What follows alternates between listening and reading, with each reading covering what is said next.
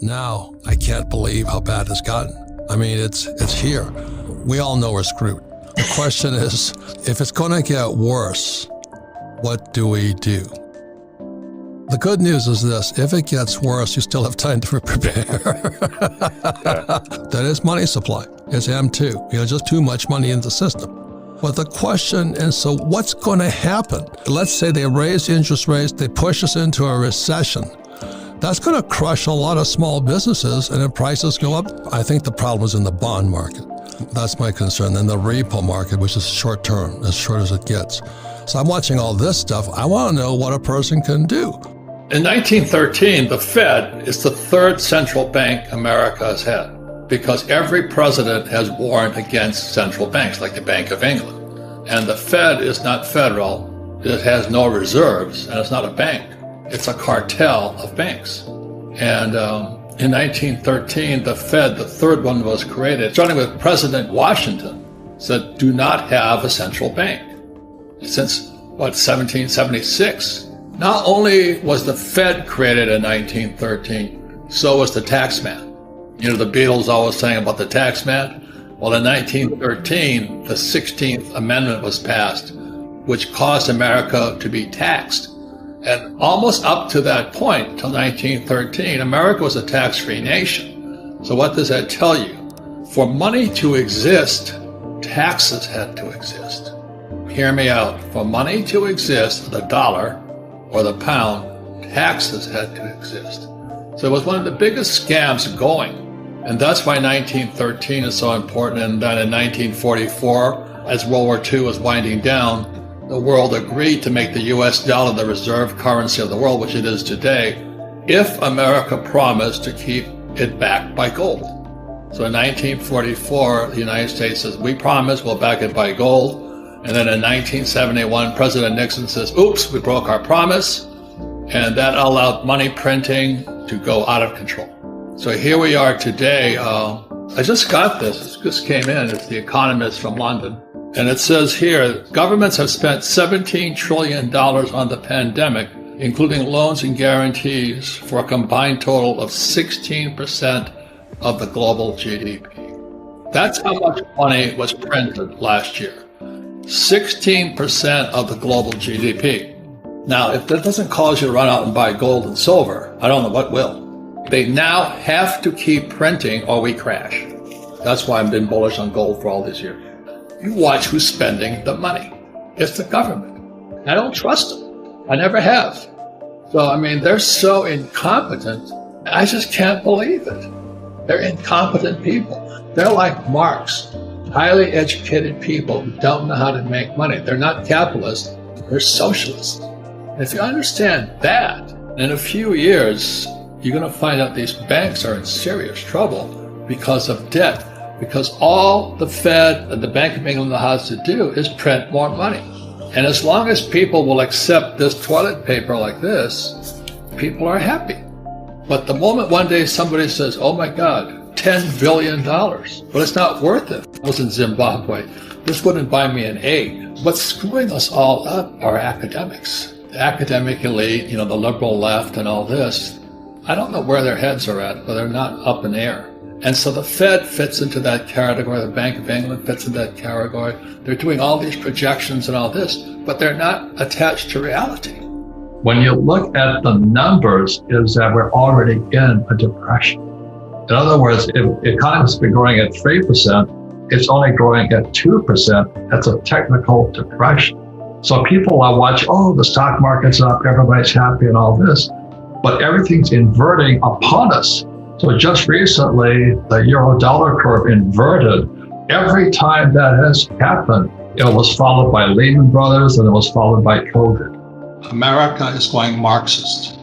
And when I look at what's going on in Portland and Seattle and New York and Chicago and the cities, how in the world can we defund police and all this?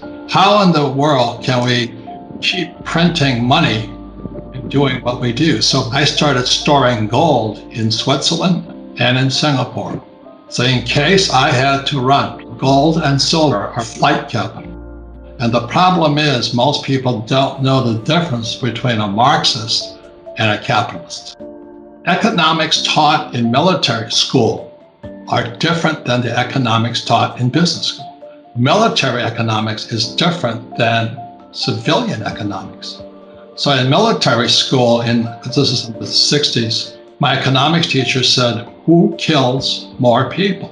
It was socialist or capitalist. And the answer is socialist. The Nazi Party was a National Socialist, whatever we call it. They killed 18 million people, 6 million were Jews. Stalin, the USSR, Union of Soviet Socialist Republic, killed 26 million people. Mao Zedong killed 46 million people. Pol Pot in Laos and Cambodia, they killed 15 million people. So the reason Americans go to war is to fight that. We fight for capitalism. So the reason my uncles went to fight and an uncle fight in Korea is to fight socialism. If you study the Communist Manifesto, it's really simple to see. Communist Manifesto, it was designed, what Marx said, was to take people from agrarian into totalitarian. But to get there, they needed capitalists to set up, take them from agrarian to industrial. So once the capitalists were in place and they set up an industry, so what's going on? What happened in China? Mao came to power, and Mao was, China was an agrarian society.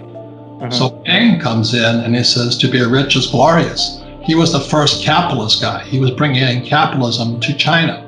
And now you have Xi, who is emperor for life, totalitarian for life, and they're killing the people in Hong Kong who are capitalists. The odds are Taiwan is next. As I say, as a former US Marine, I fought for capitalism.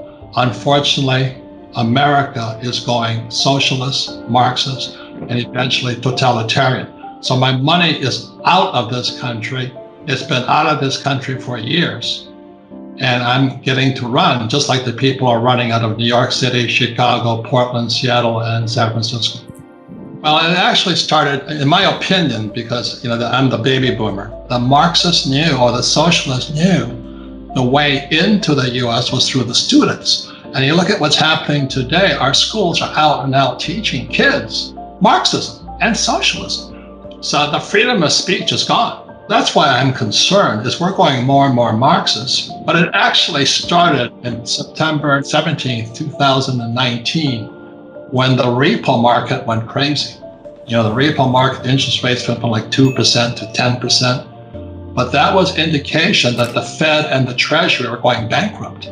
So what happened when the repo market went crazy in 2019, the Fed and the Treasury stepped in and took over the repo market.